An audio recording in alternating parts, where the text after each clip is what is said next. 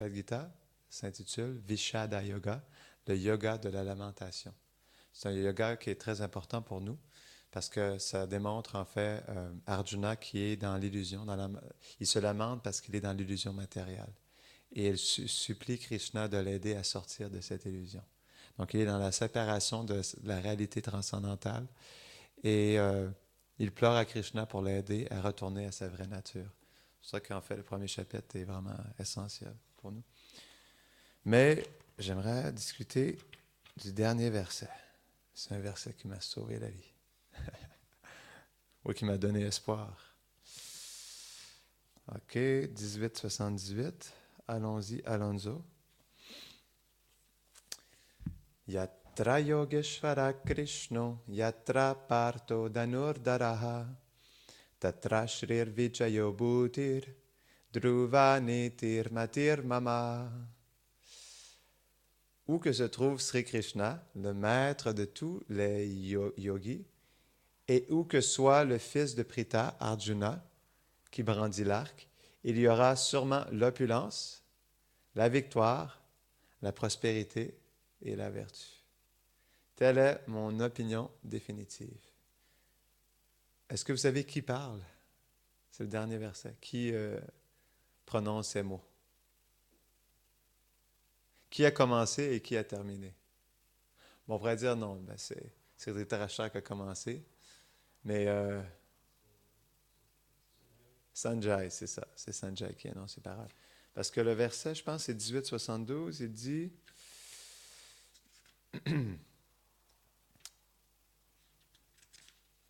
il commence à 72.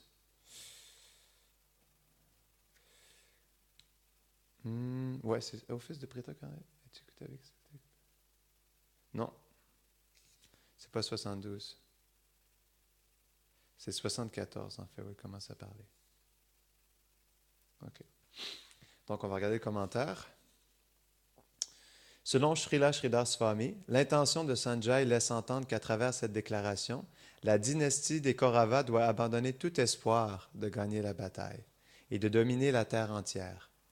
Partout où le Seigneur Krishna est présent avec Arjuna, la prospérité, la victoire, l'opulence et la justice sont alors également présentes. Le mot Dhruva signifie que ce qui a été établi auparavant est garanti. Les propos subtils de Sanjay impliquent qu'il n'est pas trop tard pour les Kauravas, même aux prémices de la guerre, de déposer les armes et de prendre refuge en Sri Krishna, en partageant le royaume des Pandavas. Srila Bhaktivedanta Narayan Swami dit que le 18e chapitre décrit brièvement l'essence de la totalité de la Gita. Une division décrit la voie de l'action, Karma Yoga, où le Dhyana Yoga prédomine, le yoga à travers la méditation, qui a pour résultat la connaissance de l'âme, l'Atmagyan. Une autre division décrit le Shuddha Bhakti Yoga, la voie de la pure dévotion, qui trouve son origine dans la foi qui est reliée au Seigneur suprême. Ceci est en vérité l'essence de la Gita. Donc, je n'irai pas plus loin parce que je vais plus me concentrer sur le point qui est dans le verset. Donc, je vais le relire. Où que se trouve Sri Krishna, le maître de tous les yogas, et où que soit le fils de Pritha, Arjuna, qui brandit l'arc, il y aura sûrement l'opulence, la victoire, la prospérité et la vertu. Telle est mon opinion définitive. Om Angyanti Mirandasya, Kenanjanan Shalakya, Chakshurun Meditam Yena, Tasmai Shri Gurave Namaha, Shri Chaitanya Manobishtam, Stapitam Yena Bhutale, Svayam Rupa Kadamayam Dadati Svapadam Tikam, Vanchakal Patarubhishcha Kripa Sindubhya Evacha, Patitanam Pavanebhyo Vaishnavebhyo Namo Namaha, Jaya Sri Krishna Chaitanya, Prabhu Nityananda, Shri Advaita Gadadhara, Shivasadi Gaura Bhakta Vrinda, Hare Krishna, Krishna Krishna, Hare Hare, Hare Rama, Rama Rama, Hare Hare. Hare Bol. En 2016, 2016 ou 2017, à l'hiver 2016 ou 2017, j'ai été appelé à passer 2 mois à Cuba. Et comme vous savez, le Cuba est un pays communiste qui est très strict par rapport à la culture que ça laisse, qu'elle laisse manifester, puis la politique, non, les traditions, les valeurs. Donc c'est ça un régime communiste. Et j'étais allé là-bas à Cuba parce qu'il y avait un groupe de dévots qui essayait de développer justement un centre de prédication à quelques différents endroits à Cuba, mais principalement à La Habane, la capitale. Et je suis allé à Cuba pendant 2 mois en prenant refuge de ce verset. Parce qu'en fait, il est dangereux justement d'aller faire des manifestations publiques, que dire de faire Harinam dans la rue, à chanter Hare Krishna dans la rue avec un groupe de dévots. Puis on était habillés aussi en habits traditionnels, en dhoti et sari. Donc, j'ai pris refuge de ce verset-là parce que malgré le fait qu'extérieurement, on peut voir des difficultés, on peut voir de l'opposition, on peut voir des gens, c'est ça, qui cherchent à nous opposer dans notre prédication. Reste que quand on a Krishna de notre côté, ça veut dire qu'on a la vertu, on a la moralité, on a la victoire et on a la justice. Donc ça, c'est vraiment important de faire son service et de faire de la prédication avec ce verset dans le cœur. Parce qu'on réalise en fait que c'est vraiment simple. Malgré le fait que ce monde matériel, et chaque pays a une politique, a une police, une armée, des lois, reste que tout en ce monde est gouverné par le Seigneur suprême, Krishna. C'est pour ça que si on a foi en Krishna, Krishna dit lui-même en fait à Arjuna, dans le 9e chapitre, verset 31, « Ô Arjuna, déclare, je vais le lire parce que j'ai plus la traduction en anglais, mais on va regarder comment c'est traduit en français. 9.31.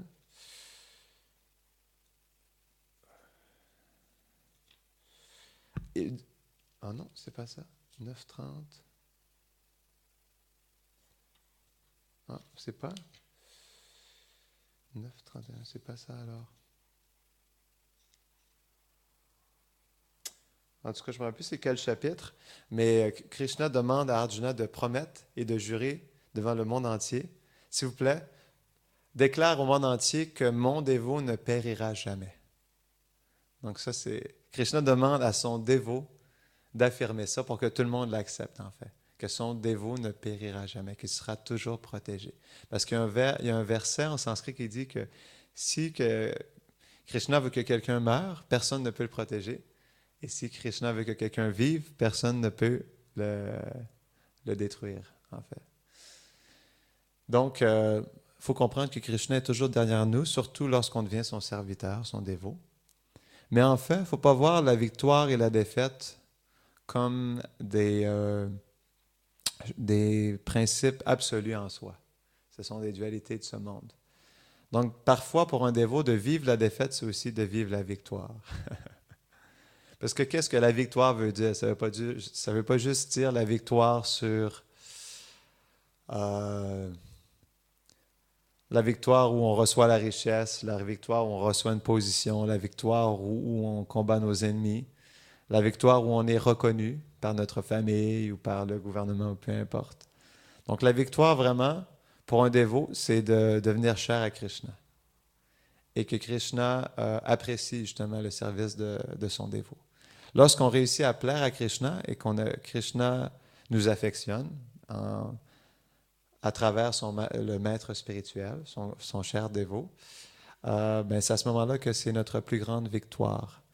Et parfois, cette victoire se manifeste sous la forme d'une profonde défaite.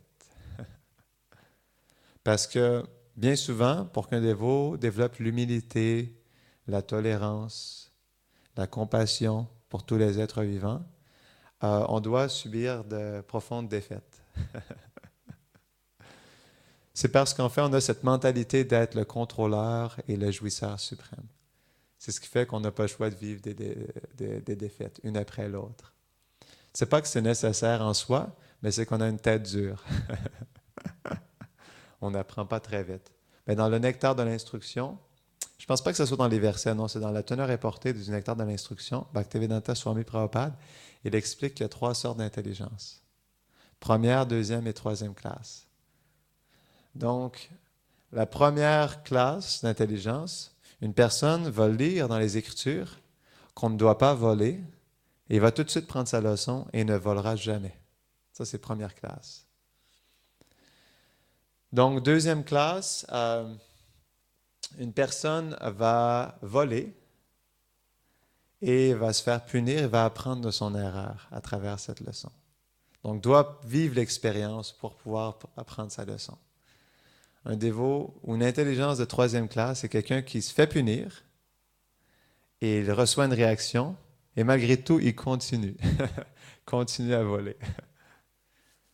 Donc, la plupart des gens dans la société sont d'une intelligence de troisième classe. On les voit, malgré le fait qu'on leur donne une Bhagavad Gita, on les regarde dans les yeux, on lui dit, mais ouvre-toi les yeux, tu vois, tu es en train de perdre ton temps dans la vie matérielle. Mais malgré tout, bon, ils ne nous prennent pas au sérieux. On leur donne une vraie claque pour essayer de les réveiller de leur ignorance, mais non, ils ne s'ouvrent pas les yeux. Donc, ouais, c'est ça. C'est juste pour montrer que la victoire, c'est la victoire sur notre faux ego. Ouais. La victoire sur cette illusion matérielle qui nous fait croire que nous sommes ce corps, que nous sommes cette identité, que nous sommes ces désirs matériels. Donc, lorsqu'on réalise qu'on est l'âme et qu'on vit au niveau de l'âme à servir Krishna, c'est notre vraie victoire. Et il faut faire confiance, bien souvent dû à nos vies passées, dû à notre environnement, à l'idéologie que la société nous donne, l'idéologie qui est basée sur l'athéisme pur et simple, sur l'égocentrisme, non? Sur la peur des autres, sur le désir d'être le centre de l'attention et d'avoir ses propres intérêts réalisés, ce qui veut dire, parce que j'ai mes intérêts propres, l'autre personne ne peut pas réaliser ses propres intérêts, elle doit réaliser mes intérêts. C'est ce qui fait qu'il y a des conflits en ce monde. Donc, pourquoi j'amenais ce point-là? J'ai perdu le fil de mes pensées. Mais, donc c'est ça, il faut justement... il faut accepter la défaite et voir comment on peut grandir à travers les leçons de vie qui sont là pour nous aider à prendre la maturité et à défaire cette mentalité, justement. OK, c'est ça, là je me rappelle. C'est pour ça qu'on n'a pas foi que Krishna est présent à chaque instant, que Krishna est là pour notre ultime bien, parce qu'on est conditionné par cette idéologie moderne d'athéisme et de matérialisme. Parce qu'en fait, la science matérielle ne croit pas dans la toute-puissance de Krishna par la manifestation de ses énergies, mais croit dans la puissance de l'homme, de son raisonnement, de son intelligence et de son libre arbitre. C'est ce qui fait que cette idéologie fausse, contaminée, nous porte à perdre la foi dans la présence de Krishna dans chacune de nos actions, à chaque pas de notre vie. Donc, une fois qu'on comprend réellement que Krishna, en fait, ce qui est expliqué, c'est que le dévot, lorsqu'un dévot devient sincère, c'est ça qui est important, lorsque le dévot devient sincère, Krishna le purifie complètement de son karma. Ce n'est plus du tout du karma mondain ou matériel, c'est du Krishna karma, ça s'appelle. Krishna karma, ce que ça veut dire, c'est que Krishna nous laisse le même karma que nous avons, comme le corps. On a déjà le corps. Ça, c'est notre karma. Ça s'appelle prarabdha karma, le karma manifeste. Donc, Krishna, il n'enlève pas ce karma-là. Il nous le laisse pour qu'on puisse servir avec ce corps.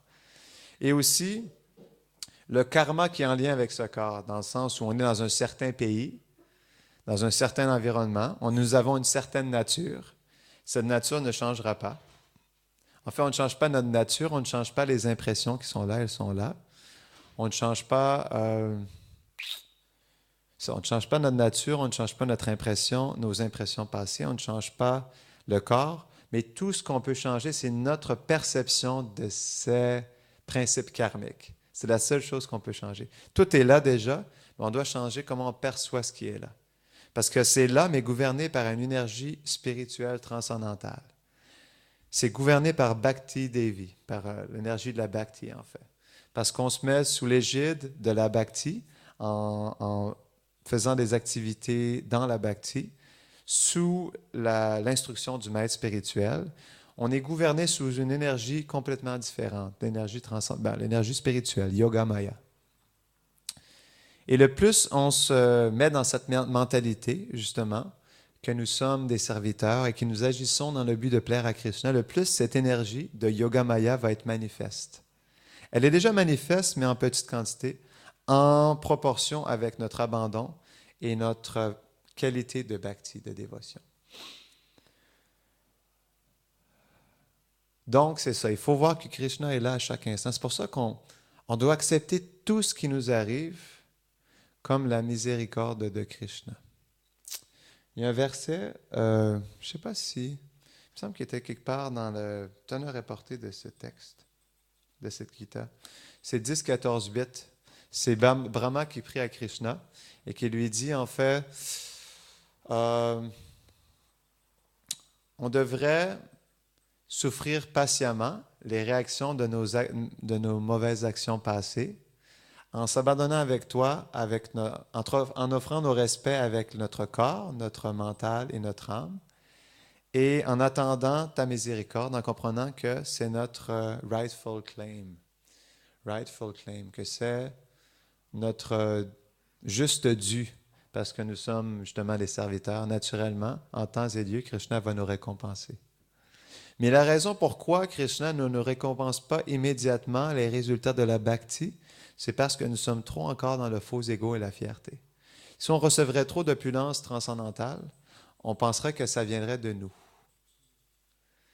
C'est pour ça que Krishna ne nous donne pas tout de suite. Parce qu'on est encore contaminé par justement cet esprit de contrôle et de jouissance. Et ce serait trop facile justement de prendre ces opulences spirituelles et de les utiliser pour notre propre jouissance personnelle. En fait, c'est expliqué dans le Madhurya Kadambini qu'il y a des anarthas qui viennent de 4 différentes sources ou causes. Il y a des anarthas qui viennent de la bhakti elle-même. En performant, anartha veut dire des mauvaises choses, unwanted things, des choses qui ne sont pas favorables, en fait, qui sont dans le cœur, des saletés du cœur. Anartha. Comme les faiblesses du cœur ou la paresse lorsqu'on chante japa, la paresse lorsqu'on écoute des classes, ce sont des anarthas du cœur. Et quand on performe la bhakti, ce qui arrive, c'est que quand on pratique la bhakti, parce qu'on plaît à Krishna, Krishna nous récompense avec des opulences spirituelles. Mais il nous récompense avec des qualités dans le mode de vertu. Il nous récompense avec la félicité, ananda.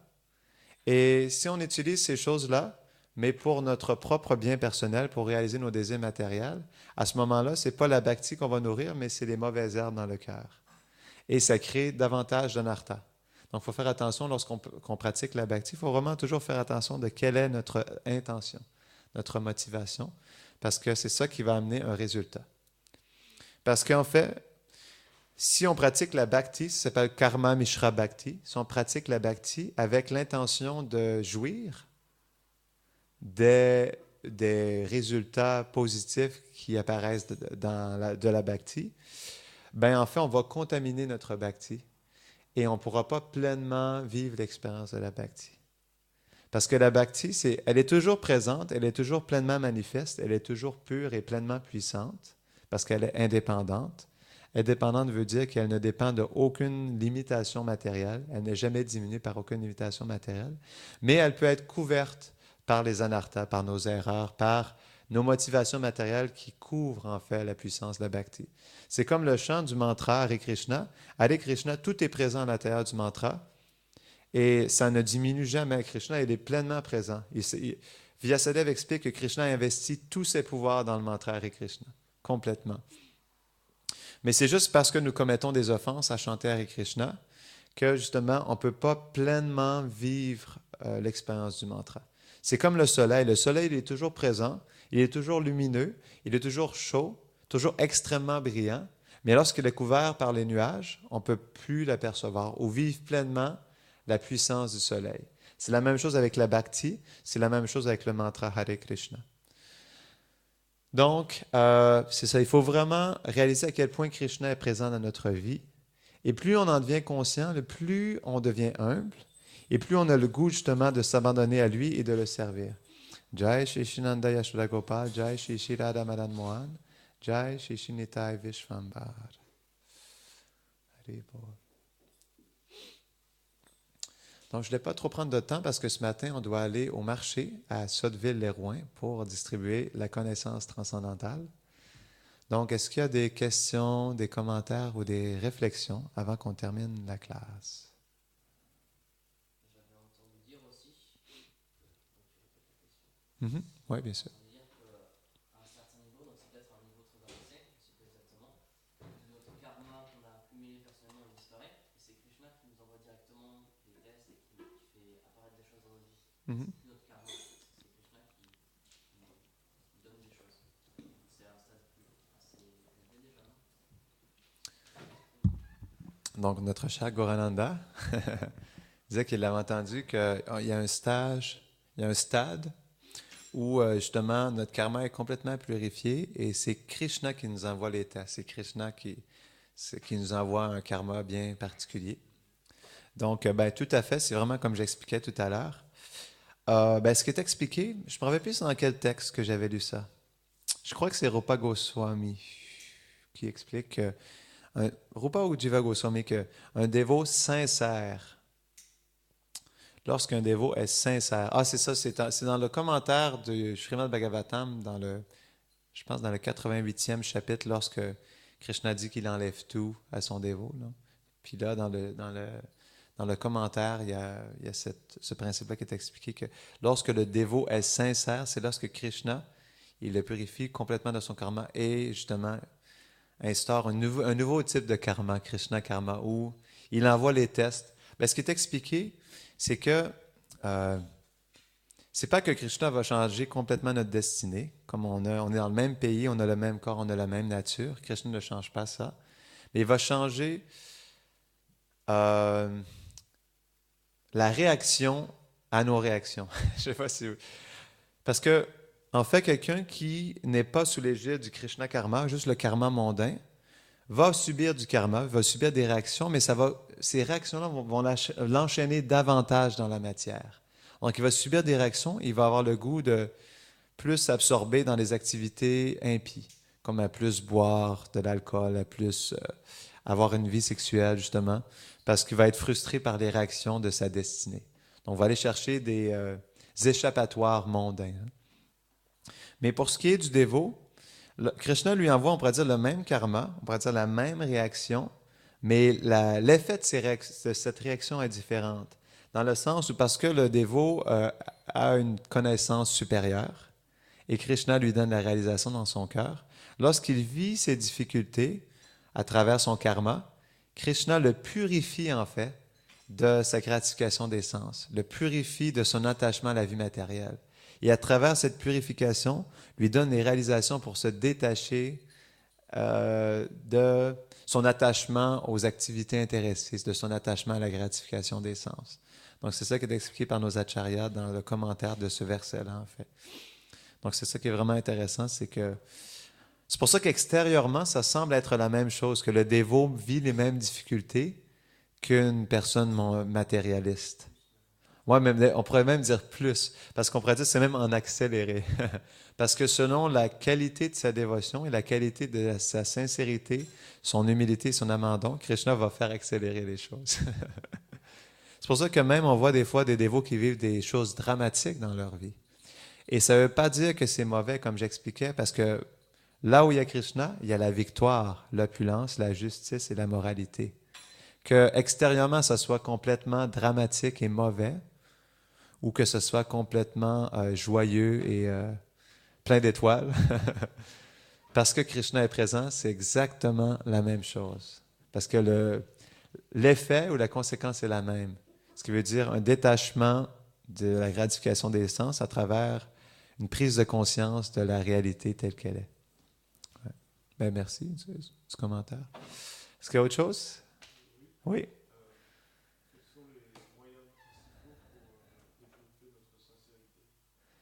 les moyens principaux pour développer notre sincérité? Ben, c'est une bonne question. La sincérité, c'est vraiment l'ingrédient principal, un des ingrédients principaux qui va nous aider à faire de l'avancement spirituel. Jai Shri Bhagavan Shingadev Ki, Prahlad Maharaj Ki. Donc, qu'est-ce qui va nous aider à développer de la sincérité? C'est la pureté de cœur. C'est la pureté de cœur. En fait, c'est les choses, le sale dans le cœur qui nous bloquent justement de développer la sincérité et l'humilité. C'est ça qui est expliqué dans le Madhurya Kadambini. C'est un processus scientifique qui commence par Shraddha, la foi dans les Écritures et la foi dans les Vaishnavas, la foi dans le processus, qui se fortifie à travers l'association des Vaishnavas, Sadhu Sangha. Et cette association devient très purifiante pour un nouveau dévot lorsqu'il suit les instructions du maître spirituel et qu'en suivant ces instructions, applique le processus de la bhakti. En faisant ça, il tombe dans la anartha nivriti, qui est le nettoyage du cœur. Lorsque le nettoyage du cœur se fait, c'est là que Shubhada, les qualités de bon augure, auspicious qualities, se manifestent dans notre cœur, telle la simplicité,